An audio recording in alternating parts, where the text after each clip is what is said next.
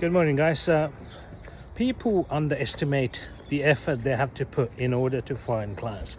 So that's one reason why they struggle to find clients. There is a process that you need to follow, anyone need to follow, that we follow, right? People who are finding leads on Facebook, they know what to do, what not to do. So say, for example, what to say first.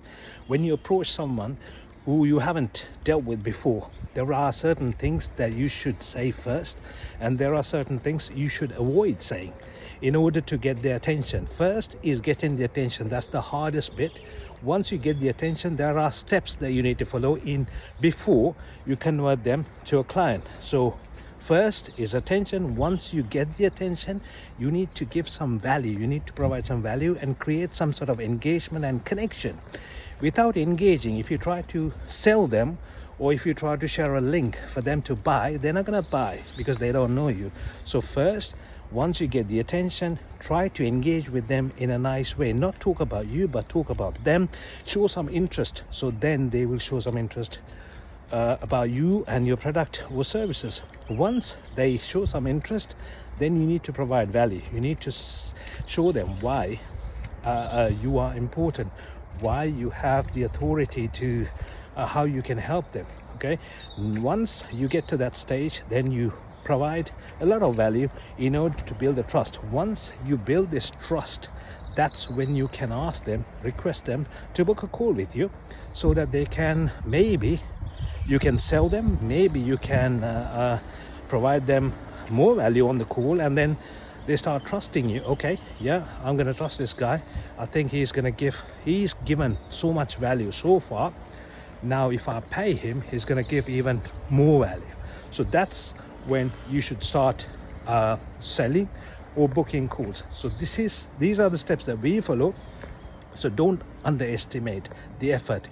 If you send 20 messages per day, don't expect 5 people to return or come back saying, oh yeah, I want to buy your product. That's not going to happen, because it's about 1 or 2% that you can convert. So you need to send about 200-300 messages before you can convert someone. So don't underestimate it. You have to put a lot of effort and be consistent. Don't give up after 7 days. Oh, I sent 10 messages per day in the last 7 days. Nothing has happened, so it's not working. No, it does work, but you have to have faith in you, and you have to send the right messages. You can't send messages about your product or your service, because no one is interested in you. You need to show some interest in them, and you need to talk about how they can achieve their results by using your services. So that's the key. Make sure you provide the value first before you ask them to buy your product. That's how you convert someone.